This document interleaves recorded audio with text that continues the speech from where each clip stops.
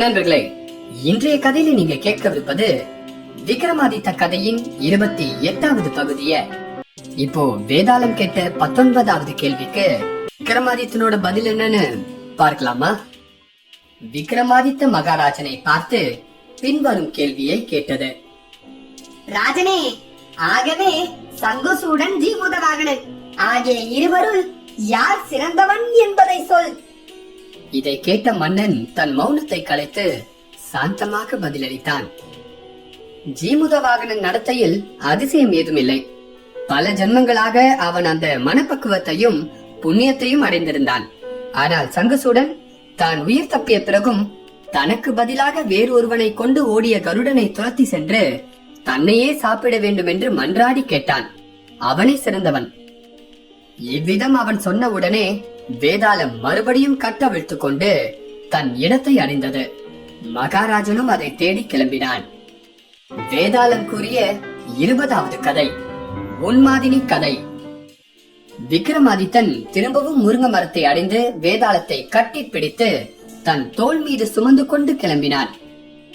மகாராஜனே, ஒரு கதை சொல்கிறேன் கேள் என்று சொல்ல ஆரம்பித்தது. கங்கை கரையிலே கனகபுரம் என்று நகரம் ஒன்று இருந்தது. அங்கே வாழ்ந்த மக்கள் எல்லோரும் தர்மவான்கள். அவர்களுக்கு யசோதனன் என்ற அரசன் இருந்தான். அவன் தயால குணமுடையவன்.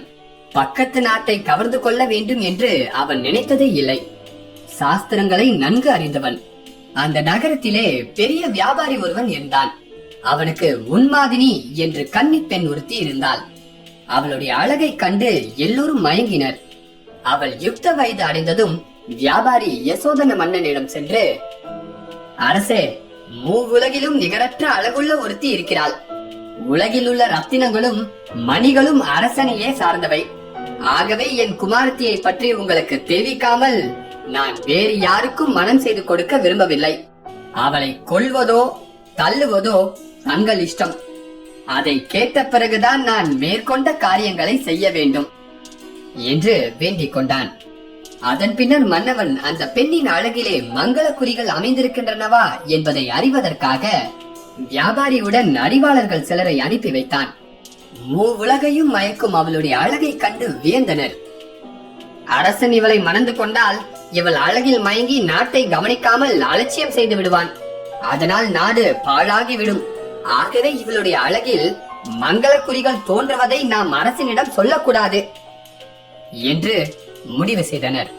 அவ்வாறே அரசனிடம் சென்று, அவள் தேகத்தில் அமங்கல குறிகளே தோன்றுகின்றன என்று தெரிவித்து விட்டார்கள். அரசனும் அந்த பேரழகியான உன்மாதினியை தன் தேவியாக ஏற்க மறுத்து விட்டான். அப்பால் அரசன் சொன்னபடியே வியாபாரி தன் குமாரத்தியான உன்மாதினியை படைத்தலைவனான பலதரனுக்கு மனம் செய்து கொடுத்தான்.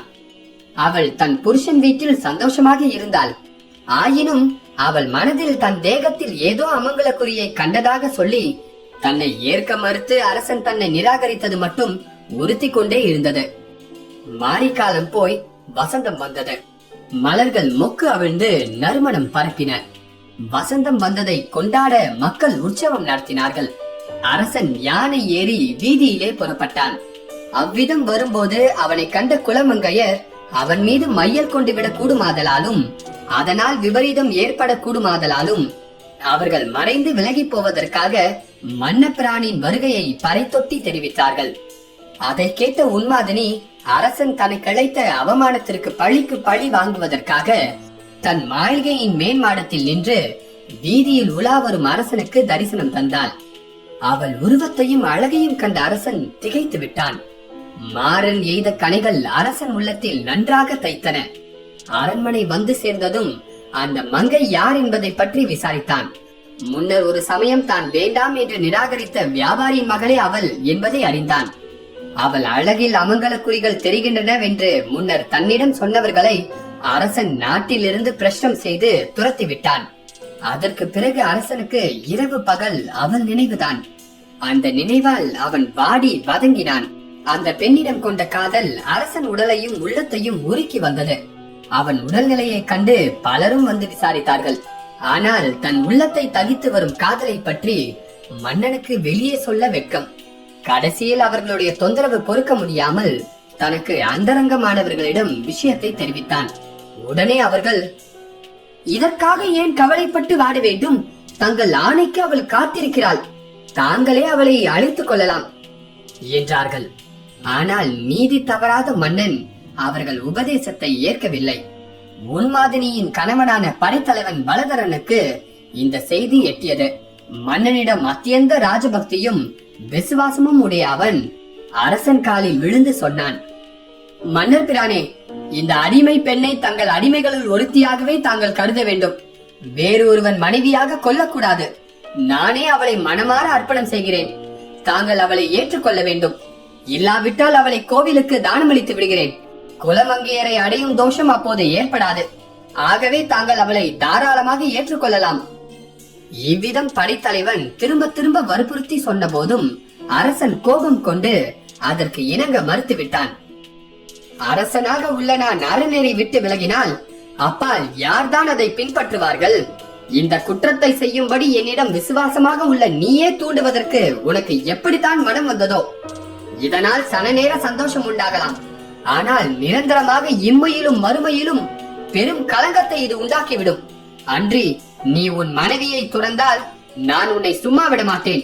பெண்களின் கற்பை அவ்வளவு எளிதாக கருதி நடந்தால் உனக்கு நிச்சயம் தண்டனை கிடைக்கும். ஆகவே சாவே இதற்கு ஏற்ற மருந்து. இவ்விதம் அரசன் தன் படைத்தலைவனின் கோரிக்கையை உதறி தள்ளிவிட்டான். இவ்வாறே நாட்டு மக்களும் மந்திரிகளும் வேண்டிக் கொண்ட போதும் மன உறுதியுடன் ஒரே நிலையில் நின்று அதை மறுதளித்து விட்டான். எனினும் காலக்கிரமத்தில் அரசன் உள்ளத்தையும் உடலையும் அரித்து வந்த அந்த மோக நெருப்பு அவன் உடலை கடைசியிலே நிரக்கியது. அரசன் இறந்த பிறகு உயிர் வாழ மனம் பெறாத படைத்தலைவனும் தீ குளித்து உயிர் துறந்தான்.